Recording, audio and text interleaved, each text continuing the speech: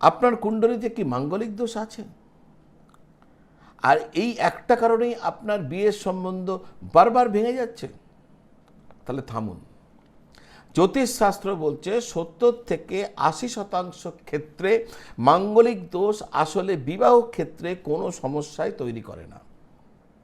তাই কেবল মাঙ্গলিক তকমার কারণে ভালো ভালো সম্বন্ধ বাতিল করা একটি বড় ভুল।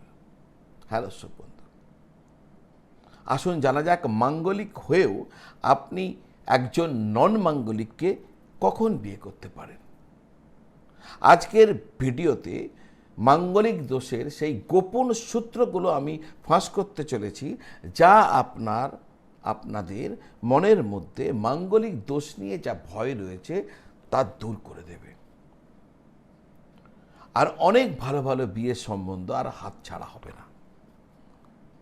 দর্শক বন্ধু, প্রকৃত তথ্য হচ্ছে 70 থেকে 80% ক্ষেত্রে মাঙ্গলিক দোষ ক্ষতিকর হয় না। তাদের ক্ষেত্রে এটি নন টক্সিক, কোনো ক্ষতি হয় না 70 থেকে 80% ক্ষেত্রে। জ্যোতিষশাস্ত্রে মাঙ্গলিক দোষ বিচার করার জন্য বেশ কিছু সুনির্দিষ্ট সূত্র রয়েছে, আর এর ভঙ্গ বা প্রশমন হবার জন্য নিয়মও রয়েছে।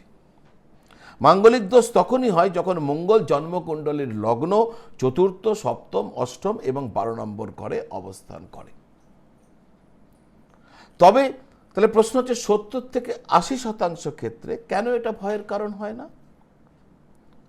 তার যে শাস্ত্রীয় সূত্র আমি আপনাদের সামনে একে একে বলতে চলেছি।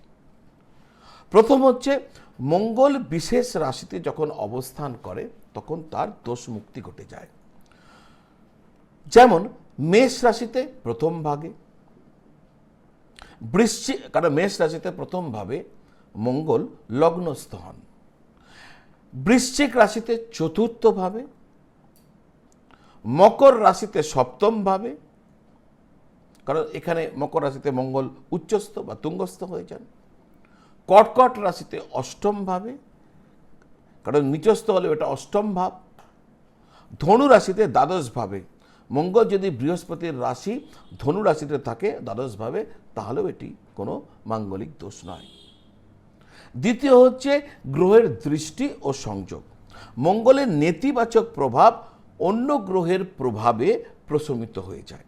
বৃহস্পতির প্রভাব প্রথমে দেখুন কি হয়, শুভ বৃহস্পতি যদি মঙ্গলকে পূর্ণ দৃষ্টি দেয়, মঙ্গলের সাথে একই ঘরে থাকে, তাহলে মাঙ্গলিক দোষের যে অশুভত্ব দূর হয়ে যায়। বৃহস্পতি হলো জ্ঞান কারক গ্রহ, আধ্যাত্মিকতার কারক গ্রহ, মঙ্গলের উগ্রতাকে শান্ত করে দেয়। যদি মঙ্গল চন্দ্রের সাথে থাকে, চন্দ্র শীতল কারক গ্রহ, চন্দ্রের সাথে থাকলে শশী মঙ্গল যোগ তৈরি হয়, আর এর ফলে মঙ্গলের উগ্রতা কম হয়ে যায়। 3 নম্বর হচ্ছে বল বা ডিগ্রি বিচার। যদি মঙ্গল মৃত বা বাল্য অবস্থা হয়, অর্থাৎ 0 ডিগ্রি থেকে 2 ডিগ্রি, ওদিকে 28 থেকে 30 ডিগ্রির মধ্যে থাকে মঙ্গল, তাহলে তার ফল দেওয়ার কোনো ক্ষমতা থাকে না। অস্তমিত রবির সঙ্গে থেকে মঙ্গল দগ্ধ হয়ে গেছে, তাহলে অস্তমিত গ্রহের কোনো ক্ষমতা নেই, ফলে সেক্ষেত্রে মঙ্গলের মাঙ্গলিক দোষের কোনো কুপ্রভাব থাকে না। পরেরটি হচ্ছে অত্যন্ত গুরুত্বপূর্ণ, পাপ সাম্য বা কাটাকাটি।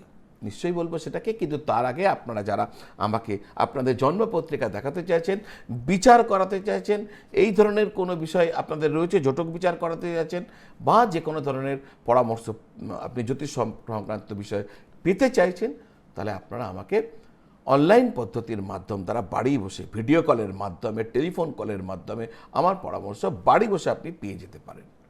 আর যদি মনে করেন সরাসরি এসে দেখা করব, কোনো চেম্বারে এসে কথা বলবো, তাও আপনি করতে পারেন।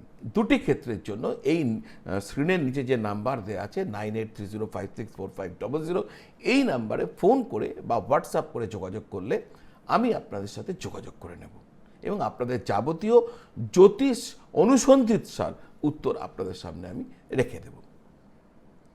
পাপ সাম্য বা কাটাকাটি একটা খুব ইম্পর্টেন্ট একটা সূত্র। মাঙ্গলিক বনাম নন মাঙ্গলিক বিয়ের ক্ষেত্রে সবথেকে বড় সূত্র হচ্ছে পাপ সাম্য। যদি পাত্র মাঙ্গলিক হয় আর পাত্রী মাঙ্গলিক না হয়, তাহলে পাত্রীর কুণ্ডলিতে ওই একই স্থানে 1, 4, 7, 8, 12তে যদি কোনো পাপ গ্রহ শনি, রাহু বা কেতু বসে থাকে, তাহলে শাস্ত্র মতে এটি হলো পাপসাম্য কাটাকুটি, যাকে শনি মঙ্গল কাটাকুটি এই ধরনের সূত্র হিসাবে বলা হয়। এক্ষেত্রে কোনো সমস্যা নেই। দ্বাদশ ভাব অনুযায়ী বিশেষ নিয়ম আপনাদের সামনে রাখছি। যদি দ্বিতীয়ভাবে মঙ্গল যদি মিথুন বা কন্যা রাশিতে থাকে তাহলে দোষ লাগে না। চতুর্থভাবে মঙ্গল যদি মেষ বা বৃশ্চিক রাশিতে থাকে তাহলে কোনো দোষ লাগে না। সপ্তমভাবে মঙ্গল যদি কর্কট বা মকর রাশিতে থাকে তাহলে কোনো দোষ লাগে না। মাঙ্গলিক দোষ মানে কিন্তু বৈধব্য যোগ নয়। যদিও কুণ্ডলিতে মঙ্গলের ওপর বৃহস্পতির দৃষ্টি থাকে, ওই যে মঙ্গলের ওপর কুণ্ডলিতে মানে মঙ্গলের ওপর যদি বৃহস্পতির দৃষ্টি থাকে, পাত্র বা পাত্রী উভয়ের গ্রহগত ভারসাম্য বজায় থাকে, ঠিক থাকে, তাহলে মাঙ্গলিক ও নন মাঙ্গলিকের বিয়ে হাসতে হাসতে দেওয়া যায়। ভিডিওটি সেই সব বন্ধুদের সাথে শেয়ার করুন দর্শক বন্ধু যারা এই মুহূর্তে বিয়ে সম্বন্ধ নিয়ে চিন্তিত। মাঙ্গলিক দোষকে কেন্দ্র করে অযথা ভয় এই ধরনের ভিডিও থেকে কিছুটা হলেও যদি দূর হয় বলে আপনার মনে হয়, এটা আমার প্রশ্ন। এই ধরনের ভিডিও, এই যে মাঙ্গলিক নিয়ে যে নানা ধরনের ভ্রান্ত ধারণা রয়েছে, ভুল রয়েছে, তা কি কিছুটা হলেও দূর হয়? আপনার কমেন্ট বক্সে আপনার উত্তর হ্যাঁ বা না বলে জানাবেন, আমি উৎসাহিত হব। আর এই ধরনের গুরুত্বপূর্ণ জ্যোতিষীয় সূত্র, ফ্যাক্টস, আলোচনা সহজভাবে পেতে হলে আমার এই চ্যানেলটিকে সাবস্ক্রাইব করে নেবেন যদি এখনও চ্যানেলটি সাবস্ক্রাইব করেননি। এই ভিডিও আপনার আত্মীয় বন্ধু বান্ধবদের সাথে শেয়ার করবেন, এই তথ্য তাদের কাজে লাগতে পারে। কারণ বহু মানুষ মাঙ্গলিক নিয়ে নানা রকম চিন্তায় রয়েছেন, ভুল ধারণায় রয়েছেন। এই তথ্য তাদের ভুল ভাঙাতে সাহায্য করবে। সেক্ষেত্রে আপনি একটি অনুঘটকের কাজ করতে পারেন, এই তথ্যটি, এই ভিডিওটি শেয়ার করে বহু মানুষ উপকৃত হবেন। তো আজ এই পর্যন্ত, আজ বিদায় নিচ্ছি। পরের ভিডিওতে আবার দেখা হবে। আপনারা সকলে ভালো থাকুন, সকলকে ভালো রাখুন। নমঃ শিবায়।